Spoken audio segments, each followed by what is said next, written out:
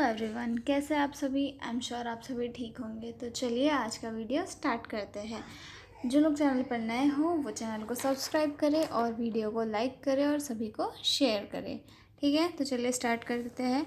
आज का हमारा जो टॉपिक है वो न्यूट्रिशनल डेफिशिएंसी वाले क्वेश्चन पे है, जो शॉर्ट नोट में पूछा गया था। तो चलिए देखते हैं कि न्यूट्रिशनल डेफिशिएंसी होती क्या है।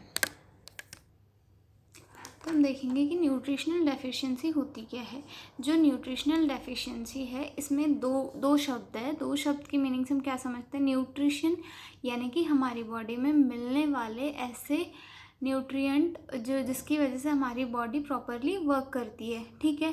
और डेफिशिएंसी यानी कि किसी चीज़ की कमी होना, कि अगर हमारी बॉडी में जो इम्पॉर्टेंट जो न्यूट्रिएंट है वो नहीं मिलेंगे तो हमारे बॉडी में क्या क्या चीज़ें कॉज होने लगेगी और कौन सी कमियां हमारे शरीर में दिखने लगेगी। तो ये सारी चीज़ें जो है हम न्यूट्रिशनल डेफिशिएंसी में पढ़ेंगे। ठीक है।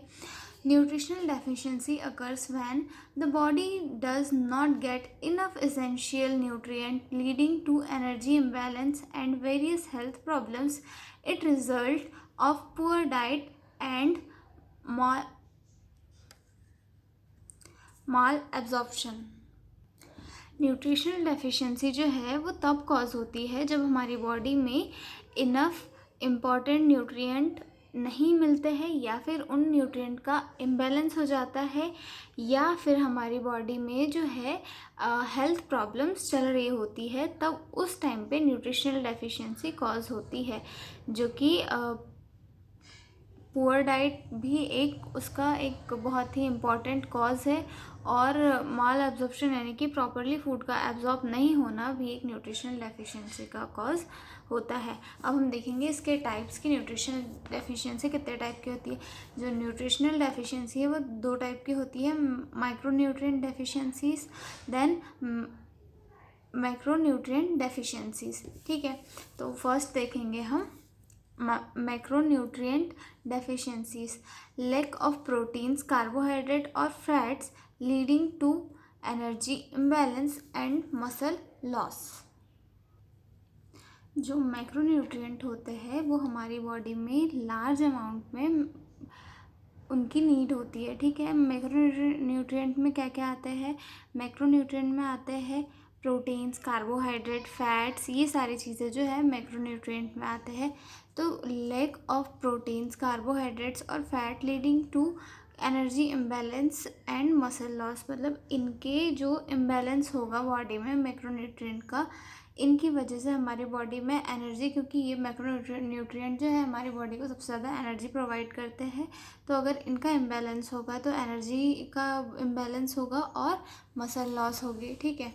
सेकंड देखते हैं माइक्रोन्यूट्रिएंट। माइक्रोन्यूट्रिएंट डेफिशिएंसीज यानी कि ऐसे न्यूट्रिएंट जो हमारी बॉडी में कम मात्रा में हमारी बॉडी को चाहिए होते हैं। तो lack of vitamins and minerals affecting overall health, यानी कि जो माइक्रोन्यूट्रिएंट है ये तो हालांकि कम अमाउंट में चाहिए होते हैं हमारी बॉडी में, लेकिन ये हमारी ओवरऑल हेल्थ के लिए बहुत ही इंपॉर्टेंट होते हैं। तो इनका जो कमी होना है हमारे शरीर में, वो सभी चीज़ों को, हमारी बॉडी की सभी पार्ट्स को थोड़ा थोड़ा अफेक्ट करता है। जैसे कोई पर्टिकुलर विटामिन की कमी होने से पर्टिकुलर डिसीज़ होती है, जैसे कि विटामिन सी की कमी से क्या होता है, स्कर्वी, ऐसे डिसीजेस हमें शो होने के लिए मिलता है। हम इनकी आगे स्टडी करेंगे। ठीक है। तो कॉमन न्यूट्रिशनल डेफिशिएंसीज डिसीज़ देखेंगे हम और उसका इफेक्ट भी देखेंगे। फर्स्ट है आयरन डेफिशिएंसीज। क्या होता है। आयरन डेफिशिएंसी से एनीमिया होता है, फटीग होता है और वीकनेस होती है। ठीक है। उसके बाद विटामिन डी डेफिशिएंसी से क्या होता है, leads to weak bones, rickets and osteoporosis, यानी कि जो बोन्स वीक करता है विटामिन डी, और इसकी वजह से क्या है, एक हड्डियों को क्या है एक टाइप का मतलब वीक कर देता है विटामिन डी की कमी, जिसकी वजह से रिकेट्स या ऑस्टियोपोरोसिस जैसे कि डिसीजेस देखने के लिए मिलती है हमारी बॉडी में।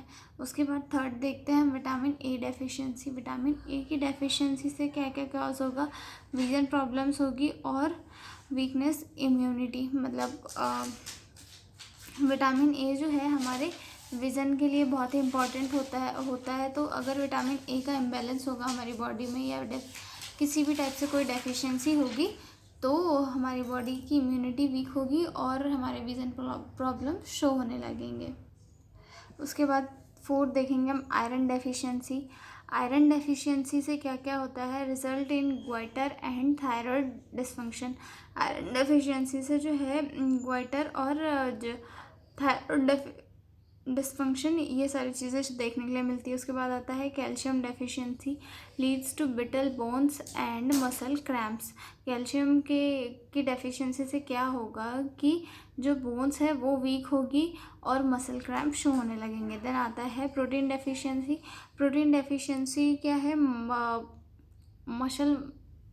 मसल वीक करना स्टार्ट कर देगी, बॉडी को वीक करेगी और ग्रोथ को रिड्यूस करना स्टार्ट कर देगी, ठीक है। उसके बाद इसका हम प्रिवेंशन और मैनेजमेंट देखते हैं। Eating balance diet and nutrient rich diet, यानी कि जो भी पर्सन है अगर बैलेंस डाइट अपनी मील में लेगा तो वो न्यूट्रिशनल डेफिशिएंसी से बचा रह सकता है, ठीक है। देन सेकंड देखेंगे हम टेकिंग सप्लीमेंट्स इफ़ रिक्वायर। अगर हमारी बॉडी में हमें शो होता है कि किसी चीज़ की कोई कमी शो हो रही है तो उसके एक्स्ट्रा सप्लीमेंट्स लेके वो अपनी बॉडी में जो भी मतलब प्रॉब्लम्स है उन्हें कम कर सकता है। रेगुलर हेल्थ चेकअप कराना एक प्रिवेंशन है primary. Then exposure to sunlight for vitamin D.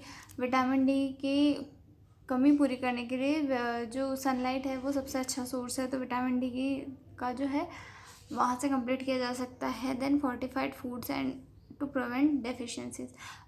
Deficiencies से बचने के लिए कई सारे फोर्टिफाइड फूड्स होते हैं जो यूज़ करके डेफिशिएंसीज से बचा जा सकता है। वैसे तो मैंने इस क्वेश्चन को थोड़े शॉर्ट में ख़त्म किया है, अगर आप चाहते हो तो इसे डिटेल में लिख सकते हो। और तब तक के लिए मिलते हैं अगली वीडियो में, तब तक के लिए बाय बाय।